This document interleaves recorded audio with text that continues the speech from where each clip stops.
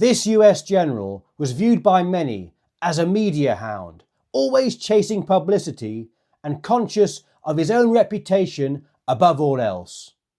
Rising quickly through the ranks at a relatively young age and with little combat experience compared to some of his peers, he would later face criticism for decisions made on the Italian front, including letting a German army escape and a costly river assault. Today, we're going to look at the life, campaigns, and most importantly, the medals of General Mark Clark.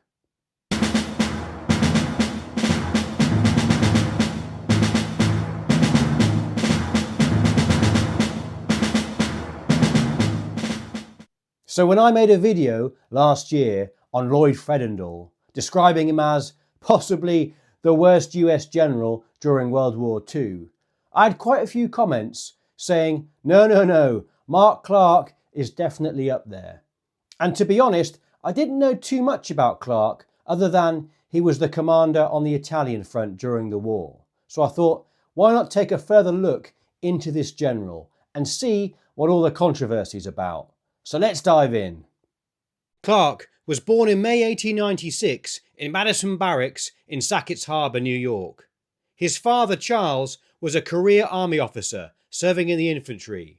Clark spent much of his childhood on military bases scattered around the United States. From a young age, he would decide on a life in the army. When Clark was still a teenager, an army brat, he would view from afar the slim and handsome George Patton, who was then a lieutenant at his first posting. Apparently, Clark, as a young boy, would view Patton with somewhat of wonder and hero worship. Following in his father's footsteps, he entered West Point in June 1913. There, he got to know Dwight D. Eisenhower, who was 2 years ahead of him and supervising one of his classes. Clark would graduate in 1917, just 2 weeks after the US entered the Great War. He would be graded or ranked 110 out of 139 graduates. Commissioned as a second lieutenant in the infantry, he would then go on to join the 11th Infantry Regiment. Whilst training for France with the army rapidly expanding, Clark would swiftly be promoted to captain by August 1917. Early the following year, as part of the 5th Division in the American Expeditionary Force, the 11th, including Clark, would ship out to France. In France, Clark's battalion commander would fall ill, and believing Clark to be the best company commander, he nominated him to stand into command. The battalion would then be sent to the trenches, and only about 2 days after taking command, while supervising his men, Clark would be wounded by an artillery shell that killed the soldier next to him and knocked Clark unconscious. I've heard stories that these would be the first 2 casualties suffered by the 5th Division in the war, but I'm not sure if that is verifiable. For Clark, these injuries took 6 weeks to heal, but then he was deemed unfit to return to the infantry and was transferred to supply and logistics. He would plan the supplying of food and rations to the men of the First Army. In this crucial role, he would learn how to feed and maintain large armies, and that an army operates on logistics. At the end of the war, Clark would serve in occupational duties in Germany and France for around 6 months before returning to America. During the interwar period, he would focus mainly on training and staff duties. His first role was with a public relations entertainment detachment. Clark would command an 8-man unit that would conduct shows up and down the eastern United States, from Florida to Ohio. This almost seemed like a British Army concert party designed to boost the men's morale. Crucially, however, this experience gave Clark an opportunity to learn the art of impromptu public speaking and not having to rely on notes or a script like me. He would also realise the power and importance of the media. Afterwards, he was assigned as Director of Sales for Property Disposal, essentially acting as more a business executive travelling extensively across the country arranging the selling off of excess army land that we used during World War I. By 1925, Clark was back into soldiering, attending infantry school and then working as an aide to the regimental commander of the 30th Infantry Regiment. Clark goes on to a series of other similar postings and is then promoted major in 1933. In the mid-30s, he sees service with the Civilian Conservation Corps and in 1936 finally gets to go to War College. Here, he studies the proper formation of US Army tactical units. So basically, through the 20s and 30s, Clark does important work, but when compared to, say, fellow future World War II leaders like Patton or MacArthur, his lack of campaign or combat experience is telling. Historians would suggest that this would lead to an insecurity or sensitivity around Clark, which, after his rapid rise, would lead him to becoming unduly arrogant or occasionally high-handed with others to compensate. Qualified to work in the General Staff, Clark was then sent to the 3rd Infantry Division based at Fort Lewis. Here, doors would open for Clark in his career, as he would work closely with his future benefactor, at the time a Brigadier General, George Marshall, and they would work on several training exercises. Marshall liked Clark and earmarked him for promotion and higher responsibilities when the time was right. Marshall apparently would have a little black book of potential thrusters that he would note down. In 1940, Marshall called on Clark to instruct at War College. And later that year, when the peacetime draft was invoked and the army expanded, Clark was promoted to Lieutenant Colonel. He was then assigned to work under General Leslie McNair at Army Headquarters and was promoted to Brigadier General. I think McNair might be an interesting general to do in the future. One of around 10 US Army generals killed in action during the war, I think. Don't quote me on that, I will have a look into it. In 1942, Clark served as a senior planner and deputy to Dwight D. Eisenhower. He would be promoted to Major General in April of that year, the youngest man of that rank in the Army. During this period from June, Clark would have worked within the US command structure headquartered around Grosvenor Square here in London. Although the old US Embassy is here, the elegant square was also the hub of the US Army European Theatre of Operations during World War II, with many of the buildings loaned out to the Americans around the square. Clark would have worked somewhere in these buildings. At this stage of the war, Clark's relationship with the British was in its honeymoon phase, and he was well liked. Churchill took a particular shine to him and invited himself and Eisenhower to his country retreat at Chequers, roughly equivalent, I would imagine, to, say, Camp David. Churchill would even call Clark his American Eagle. During this time, Clark moved easily amongst Allied commanders, earning a reputation as a capable, diplomatic and energetic officer. But beneath the surface, ambition was already a defining trait, something that would shape his decisions in the months and years to come. Clark would leave England for Gibraltar in October 1942 to prepare for the North African landings. What followed was one of the most unusual missions ever assigned to a general. I guess he would be one of the few, maybe one of the only, generals during the war to go on a submarine on a secret mission. On what was known as Operation Flagpole, Clark and a small group of officers boarded a British submarine in Gibraltar and set course for Algeria. Their mission was to meet Charles Mast, Chief of Staff of the French 19 Corps and a key pro-Allied figure within Vichy France, to discuss possible cooperation. For Clark, the mission was a success and a defining moment. It showcased his willingness to take risks, his talent for high-level coordination, and his growing importance within the Allied command structure. He would be awarded the Distinguished Service Medal for the operation. Impressed by his performance, Eisenhower elevated Clark to Lieutenant General and handed him command of the US Fifth Army for the coming campaign in Italy. Again, Clark was the youngest three-star general in the army, aged only 46.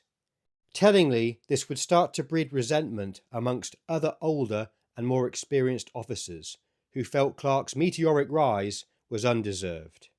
Although understanding the media, in Italy, Clark would have an uneasy relationship with the press. Reportedly, like some modern-day TikTok influencer, Clark only wanted to be captured in photos showing his good side, and was seen by contemporaries as crossing into self-promotion and focusing too much on building up his personal brand. He would be accused of wanting his name placed multiple times in articles, and for the media to term the Fifth Army as his army.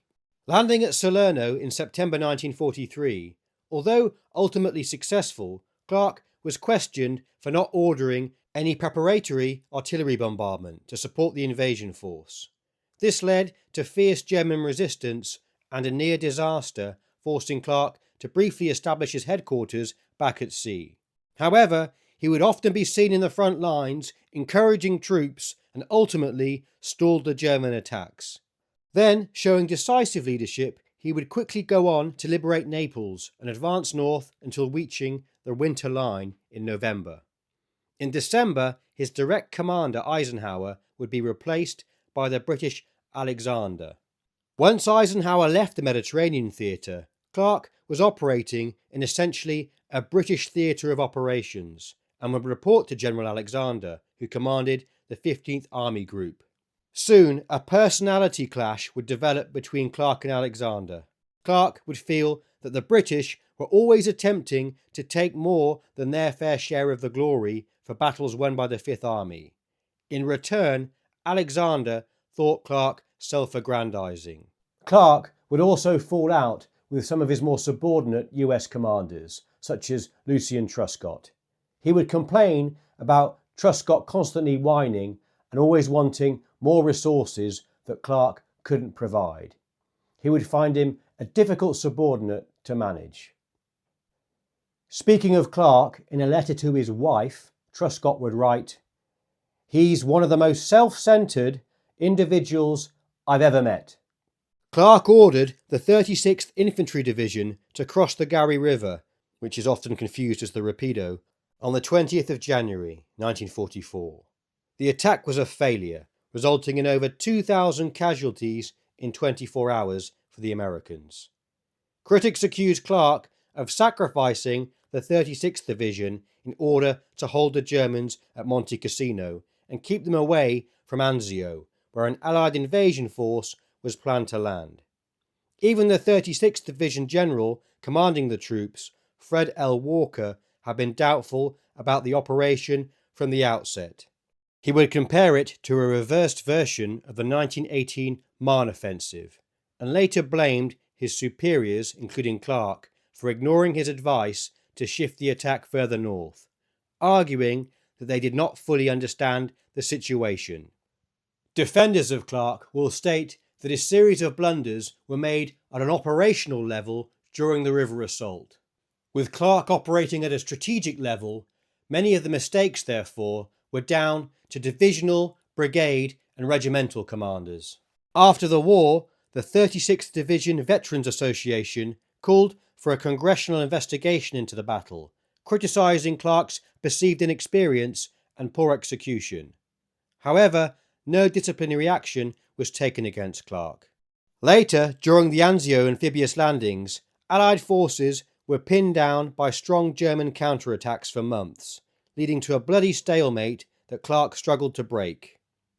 In Clark's defence, when historians do try to compare failures at Anzio with success at Normandy, they fail to take into account that Normandy took years of preparation. Anzio was decided in a matter of weeks, and there was no sophisticated deception operation like there was at Normandy, and only a limited handful of beaches that the Allies could select at Anzio, so the Germans would have a good inkling of where they were headed. Clark then authorised the controversial bombing of the historic abbey at Monte Cassino in February 1944. He had been advised the bombing was a military necessity. Clark, in fact, was initially against the bombing, but was then persuaded by New Zealand General Bernard Freyberg, and both ultimately had to get permission off General Alexander, so it can't all be down to Clark. Another line of argument as well is that air forces were outside of Clark's zone of responsibility. Following a successful breakout from Anzio and the collapse of the Gustav Line in Operation Diadem, Clark disobeyed orders from Alexander, which dictated he should cut off the retreating German 10th Army at Valmontone. Instead, Clark focused on taking the city of Rome. This is seen as a key example of his prioritizing personal glory over military success. In addition to ignoring orders, Clark has also been accused by some commentators of deliberately holding back Canadian forces that were fighting on the outskirts of Rome from taking the city, and instead handing it over to American soldiers to garner publicity.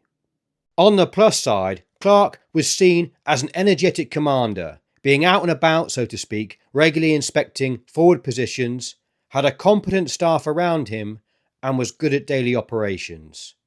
The unforgiving Italian terrain, poor weather campaigning throughout much of the year, and well-prepared German defences also did not work in Clark's favour. His major challenges were always going to be playing second fiddle to D-Day. In resources, Italy came below Normandy and even the Pacific. Clark also had a hard job of managing a diverse multinational force consisting of Americans, Canadians, Polish, Indian, French, South African and other nationalities. He was further hamstrung by having no set clear doctrine between the differing nationalities' militaries. And unlike other theatres, the various troops in Italy had little to no chance of training together beforehand. Due to his relative youthfulness, Clark at times would be challenged by older, more experienced officers. And one set of orders which he issued to British Corps Commander General McCreery, it led to McCreery stating to Clark after the orders were sent that he was embarrassed when a young American gives us orders that we don't like. After World War II, Clark continued in senior command, serving as a US High Commissioner for Austria and overseeing the Allied occupation during the early Cold War. In Austria, Clark had a reputation as a professional and pragmatic leader, avoiding major missteps unlike Patton in Germany. He would come under criticism, however, for making extreme remarks about Germans. Clark later commanded United Nations forces during the final phase of the Korean War, succeeding Matthew Ridgway. Here, he would use his mountain fighting experience in Italy to good effect, training Republic of Korea forces into becoming a more competent fighting outfit. After retiring from the army in 1953, Clark moved into civilian life, eventually serving as the president of the Citadel, a military college in South Carolina. His US medals are Distinguished Service Cross. He was awarded this decoration for his actions at Salerno. When an Allied bridgehead was threatened by enemy forces, Clark personally took command on the front lines and under intense machine gun and artillery fire directed an anti-tank unit to destroy 6 tanks, forcing the rest to retreat. Clark's actions inspired his men to repulse the Axis attack. Clearly very brave, critics do point out, however, that should a general really have been there directing an anti-tank unit. Army Distinguished Service Medal with 3 oak leaf clusters. Clark received 1 for World War II, 1 for peacetime operations, 1 for his Korean service, and 1 for Cold War service.